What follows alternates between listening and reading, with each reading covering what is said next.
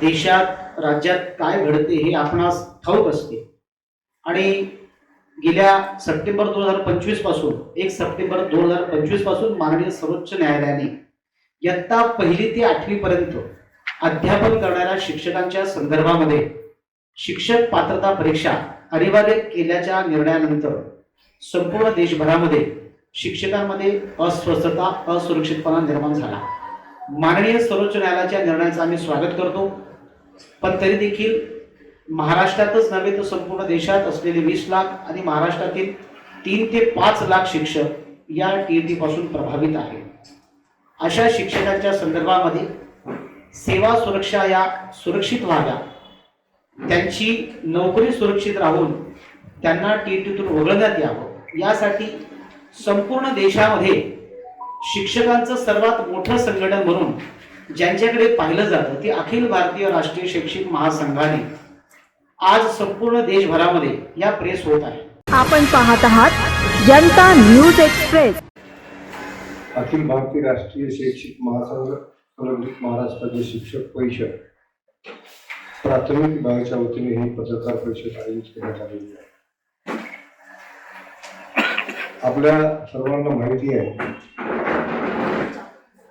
सध्या शैक्षणिक क्षेत्रामध्ये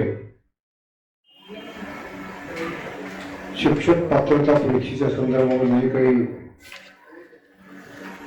वादळ उठलेला आहे त्या अनुषंगाने पत्रकार परिषद आयोजित करण्यात आली। हा RTI ऍक्ट 2009 मध्ये अस्तित्वात आला, त्यानंतर टप्प्याटप्प्याने त्याच्या राज्याने तो ऍक्ट आपल्या राज्यामध्ये त्याची अंमलबजावणी करायला सुरुवात केली। महाराष्ट्र शासनाने फेब्रुवारी 2013 मध्ये या कायद्याची अंमलबजावणी केली। त्यानंतर ज्या काही शिक्षक नियुक्त्या होत आहेत त्या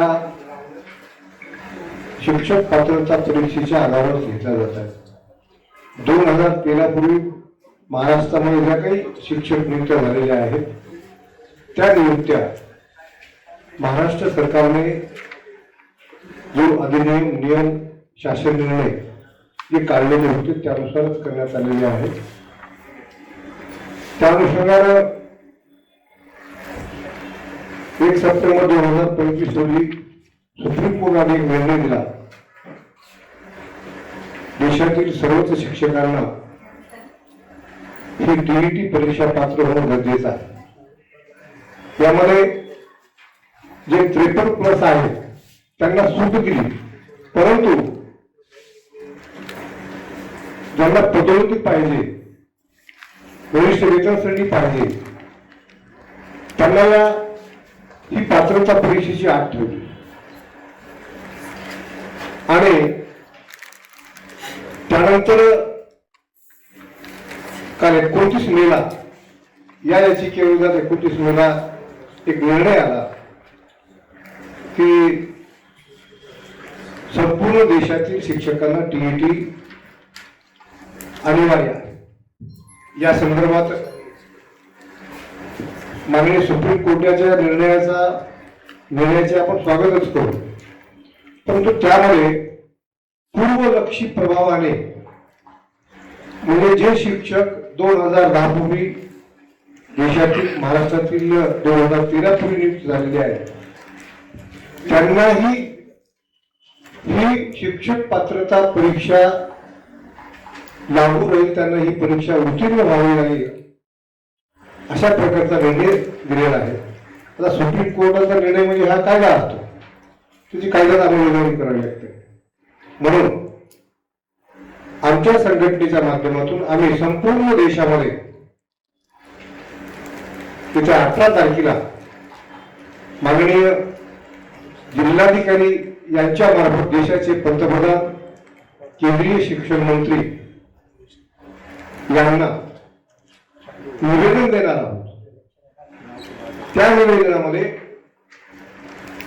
जे शिक्षक 2010 पूर्वी नियुक्त आहेत, सेवेत आहेत, त्यांना महाराष्ट्रामध्ये 2000 फेब्रुवारी 2013 पूर्वी जे शिक्षक सेवेत आहेत त्यांना यातून सूट द्यावी, अशा प्रकारची विधेयक संसदेमध्ये आणावं, ते मंजूर करावं, जेणेकरून देशातील शिक्षकांच्या मनामध्ये जी संभ्रम अवस्था निर्माण झालेली आहे.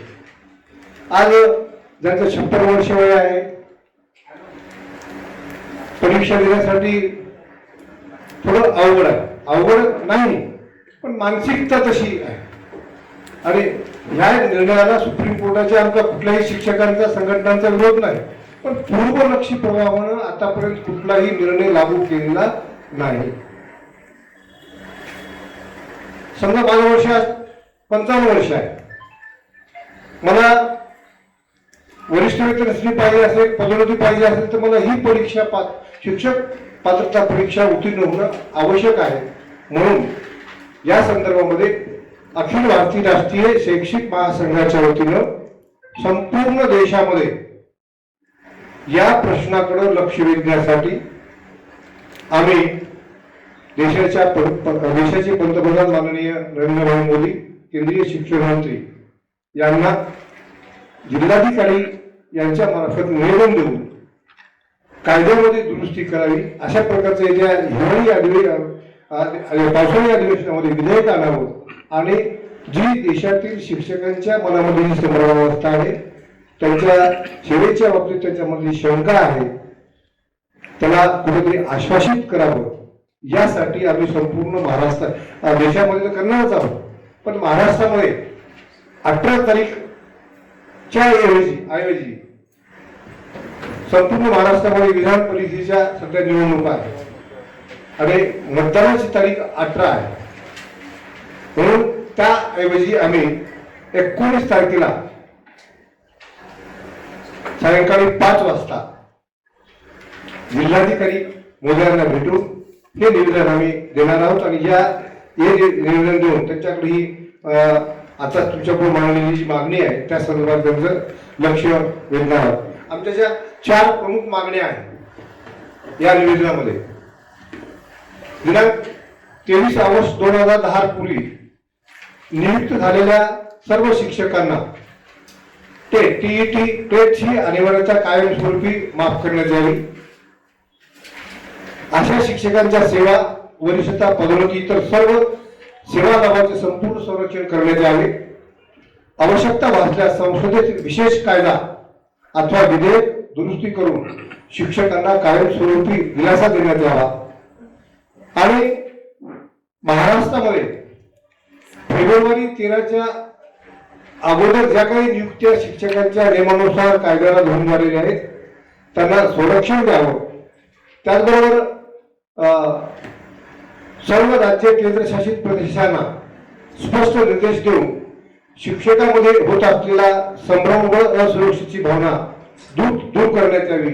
अशा प्रकारच्या आमच्या 5 प्रमुख मागण्या आहेत. या मागण्याच्या अनुषंगानं आज संपूर्ण देशामध्ये त्या राज्याच्या मुख्यालयाच्या ठिकाणी म्हणजे राजधानीच्या ठिकाणी ही संघटनेच्या माध्यमातून पत्रकार परिषद घेत आहोत. आमची महाराष्ट्राच्या शिक्षक परिषदेची ही राज्यस्तरीय पत्रकार परिषद पहिल्यांदाच आपल्या पुढे आम्ही येत आहोत. आपल्या पुढे आमचं आम्ही म्हणणं मांडत आहोत. आमची सर्व पत्रकार बांधवांना विनंती आहे, हा राज्यातील शिक्षकांच्या जिव्हाळ्याचा हा प्रश्न आहे. म्हणून आपल्या मार्फत प्रसिद्धी देऊन आम्हाला सहकार्य करावं अशा प्रकारची आपल्याला मी विनंती करतो. आणि या बाबतीमध्ये 19 तारखेला उद्या 19 जूनला संपूर्ण महाराष्ट्रामध्ये जवळपास 28-29 जिल्ह्यामध्ये आम्ही निवेदन देऊन या मागणीकडे आम्ही शासनाचं लक्ष वेधणार आहोत. धन्यवाद. आमचा विरोध अजिबात नाही. आमचं मत काय आहे, आम्ही ज्यावेळेस सेवेत आलो त्यावेळेस आम्ही निवड मंडळाची परीक्षा दिलेली होती. शासनानं नियम घालून दिलेले होते, अटी घालून दिलेल्या होत्या. पात्रता परीक्षा होती, त्या सगळ्या उत्तीर्ण होऊन चालणी होऊन आमची निवड झाली आणि कायदा अस्तित्वात आला 2010 मध्ये, 9 मध्ये आला अस्तित्वात, 10 मध्ये वेगवेगळ्या अंमलात आणला. महाराष्ट्राने 2013 मध्ये अंमलात आणला. माझी निवडणूक जर समजा 1992ची 94ची असेल तर आज ती परीक्षा द्यायची का? आमचा विरोध नाही, पण ज्या काही भरत्या 13च्या नंतर झाल्या त्या परीक्षा पूर्णपणे टीईटी पात्र शिक्षक पात्रता परीक्षा घेऊनच ते कॅन्डिडेट सेवेत आले. निर्णय जो आला असा निर्णय आम्ही पाहिला नाही पूर्वलक्षी प्रभावाने, म्हणजे हा आमच्यावर अन्याय करणार आहे. आज आम्ही 57 वर्ष वय आहे, 56 वर्ष वय आहे. दुसऱ्या डिपार्टमेंटला असं होऊ शकते का? पोलीस डिपार्टमेंटला, आरोग्य खात्याला, कृषी विभागाला, बरेच वेगवेगळे डिपार्टमेंट आहेत ना, बरेच अधिकाऱ्यांना असं होऊ शकते का? नाही. मग जे शिक्षक ग्रामीण भागामध्ये उद्याचं भविष्य घडवण्याचा, विद्यार्थ्यांना घडवण्याचा प्रयत्न करतात, त्यांच्यावर एवढे अशैक्षणिक काम आहेत ते तर न सांगलेलं बरं. त्यावर ही माहिती आम्ही बोलणार पण नाही. कुठलंही काम आलं, कोणतंही काम आलं, शिक्षकाशिवाय दुसरा कर्मचारी त्यांच्यापुढे नसतो. म्हणून आम्ही याला विरोध करत नाही. जे नवीन येतील त्यांना सेवेत तुम्ही त्या लागू करा ना. आमची सेवा झाली 32 वर्ष, 30 वर्ष, ते पूर्वलक्षी बरोबर तुम्ही आम्हाला परीक्षा द्या म्हणता, हा आमचा अन्याय वाटत नाही का? बरं, आम्ही ती सगळी प्रक्रिया पार केलेली आहे ना. आमची निवड होत असताना निवड मंडळाने आमची परीक्षा घेतली, लेखी कागदांचं आमचं व्हेरिफिकेशन केलं, तोंडी परीक्षा घेतली, त्यानंतर आम्हाला नियुक्तीचे आदेश दिले. कायदा अस्तित्वात केव्हा आला, नियुक्ती आमची केव्हाची आहे? म्हणून आमचा या गोष्टीला विरोध आहे. हा शिक्षण क्षेत्रामध्ये गुणवत्तापूर्ण शिक्षणानं, गुणवत्तापूर्ण शिक्षकांची भरती होणं ही अत्यंत चांगली व्हावी, त्याचं आम्ही समर्थन करतो. या गोष्टीमुळे आमचा विरोध आहे. धन्यवाद. परीक्षेला आमचा विरोध नाही, आम्ही स्पष्ट सांगतोय. म्हणून या क्षेत्रामध्ये गुणवत्तापूर्ण कर्मचारी शिक्षक भरती होणं गरजेचं आहे. त्यासाठी ती परीक्षा असणं आवश्यक आहे. त्याच्या नॉलेज मध्ये अपडेट राहणं गरजेचं आहे. पण ज्या पद्धतीने जी होत आहे पूर्वलक्षी प्रमाणे, त्याला आमचा विरोध आहे. म्हणून आम्ही केंद्र सरकारकडे या संदर्भामध्ये कायद्यामध्ये दुरुस्ती करावी आणि देशातील शिक्षकांना, त्याचबरोबर महाराष्ट्रातील शिक्षकांना दिलासा द्यावा. म्हणून येत्या 21 जूनला महाराष्ट्रातील सर्व जिल्ह्यांच्या माध्यमातून, जिल्हाधिकाऱ्यांच्या माध्यमातून आम्ही निवेदन देणार आहोत. झालेला आहे. पण मी पहिल्यांदाच स्पष्ट केलं, टीईटीला आमचा विरोध नाहीये. आमची ज्यावेळेस नियुक्ती झाली त्यावेळेस आम्ही शासनानं दिलेल्या प्रक्रियेद्वारे आमची निवड झाली. दुसऱ्यांदा ही प्रक्रिया का? जे सेवेत येतात त्यांच्यासाठी ही प्रक्रिया राबवा. हे एमपीएससीला चालते. एकदा एमपीएससी निवड झाल्यानंतर दुसऱ्यांदा एमपीएससी लिहायला होतात का त्या कॅन्डिडेटला? नाही. मग आमच्यावर नाही का? या संदर्भात आम्ही आता जे हस्तक्षेप कोण करू शकते? संसद, म्हणजे पंतप्रधान. त्यांच्याकडे आम्ही ही मागणी करू, याच्यामध्ये तुम्ही काहीतरी मार्ग काढा, आम्हाला सूट द्या. अंजुमन इशाद ए तालीम या नावाची एक संस्था होती. ही अल्पसंख्याक संस्था आहे आणि या अल्पसंख्याक संस्थेमधल्या शिक्षकांना शिक्षक पात्रता परीक्षेच्या संदर्भामध्ये त्यांनी मुंबई हायकोर्टामध्ये पिटिशन दाखल केलं होतं. तिथे त्यांना समाधान करणारा निर्णय न आल्याने ते सुप्रीम कोर्टात गेले. आता ऍक्च्युली हा विषय फक्त एकदा संस्थेशी होता आणि त्या संस्थेतील कार्यरत म्हणजे अजूनही अल्पसंख्याक शाळांना तो निर्णय तेव्हाही नव्हता.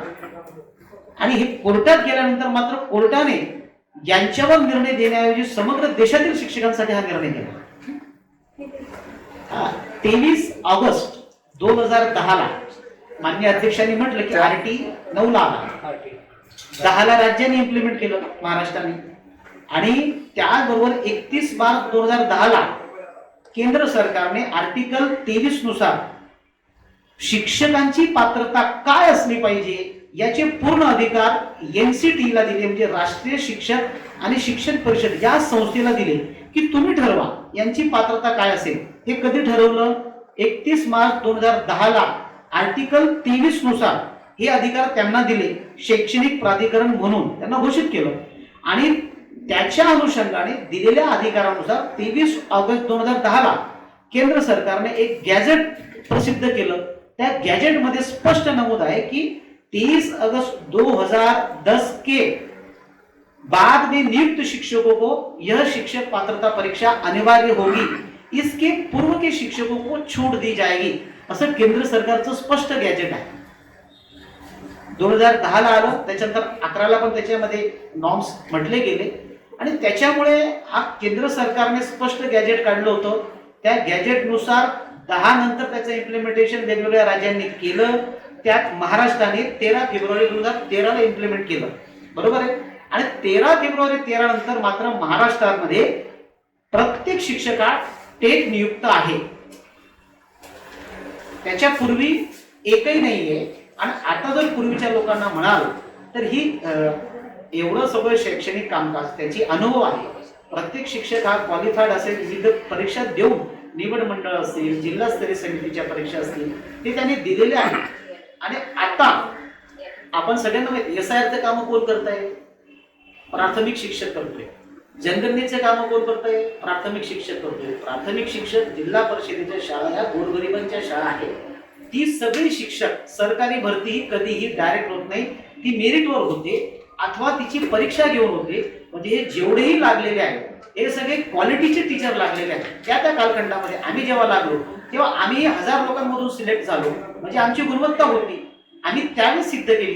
तुम्ही आता सिद्ध करायला लावता तर आता ही अडचणीची बाब आहे. पदोन्नती जी आमची हक्काची आहे, आता पदोन्नतीच्या संदर्भामध्ये मान्य पत्रकार महोदयांनी विचारलं की अद्याप हा विषय न्यायप्रविष्ट असताना महाराष्ट्रामध्ये पदोन्नतीचा इतकी घाई महाराष्ट्रातील अधिकाऱ्यांना लागलेली आहे, एवढी घाई कधीही झाली नाही. जे उत्तीर्ण झालेले ते एक वेगळं आता वेगळे आहेत आणि आम्ही परीक्षा द्यायचा आम्ही उत्तीर्ण देतो. महाराष्ट्र शासनाने 1 ऑगस्ट 2019 ला सामान्य प्रशासन विभागाचा पदोन्नतीच्या बाबतीत शासन निर्णय काढला होता.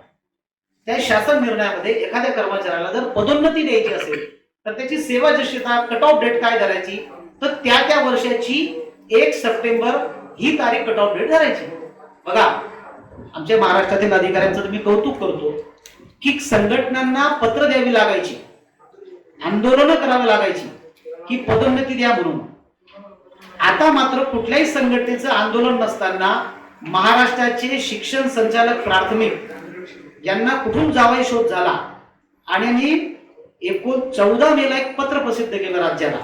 आणि ते पत्रकामध्ये ते असं म्हणतात की आपल्या कार्यक्षेत्रातील विस्तार अधिकारी, केंद्र प्रमुख आणि मुख्याध्यापकाच्या पदोन्नत्या तात्काळ करण्यात याव्या आणि या पदोन्नत्या करताना सामान्य प्रशासन विभागाच्या 1 ऑगस्ट 2019 या शासन निर्णयाचा अवलंब करावा. परिशिष्ट 5.2 मध्ये नमूद केल्याप्रमाणे सेवा ज्येष्ठता धरावी. म्हणजे आता ते GR कुठला वापरताय? 19 चा. कधी वापरताय? 26 ला. पदोन्नती करताय 25-26 ची आणि कट ऑफ डेट धरताय 1 सप्टेंबर 25. मला सांगा, 1 सप्टेंबर 25 ची कट ऑफ डेट धरली तर जुन्या शिक्षकांना लाभ होईल का नवीन लाभ होईल? जे 13 नंतर परीक्षा देऊन पास झाले ते प्रमोशन होतील.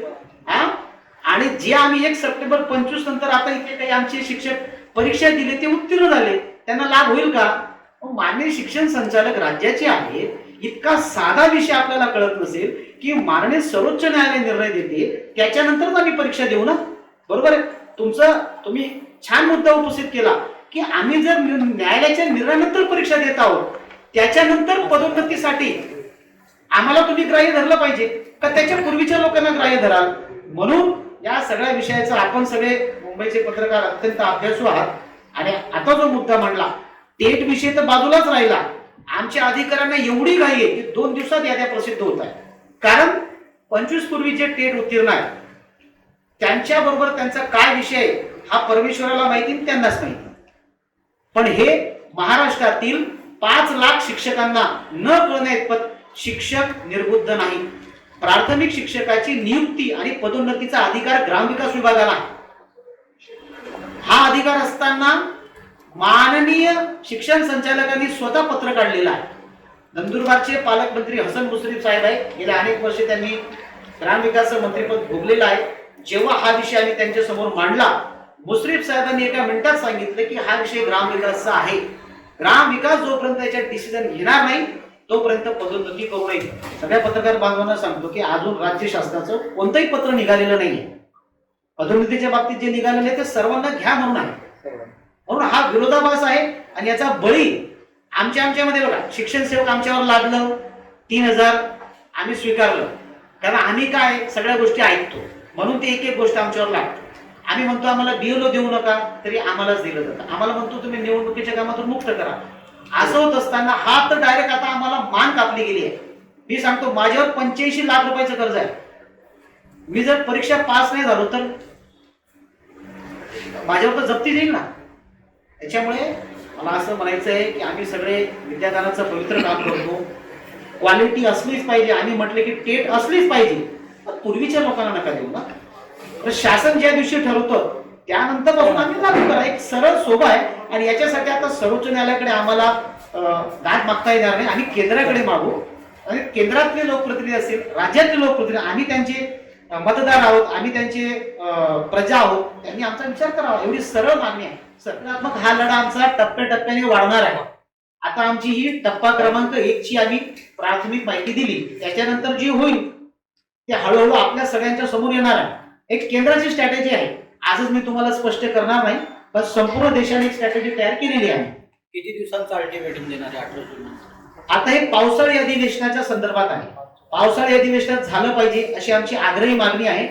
आणि पावसाळी अधिवेशनामध्ये कदाचित मे बी तेवढ्या ताकदीने आम्ही पुढे काय होईल हे आपल्या सर्वांपर्यंत येणारच आहे. कारण मी पहिलेच म्हटलं की 15 लाख सदस्य असलेलं एक मात्र संघटना आहे आणि या संघटनेशी अनेक संघटना अफिलिएटेड आहे. हा सर, किती शिक्षक आहेत ज्यांनी आता TET दिलेली असेल तो आता बघा ना, एक साधारणतः संख्या मला एकदा परिपूर्ण सांगता येणार नाही, पण जो काही महाराष्ट्र शासनाच्या वर्तमानपत्रातून आकडा आला 3% लोक पास व्हायचे ते 12%वर गेले.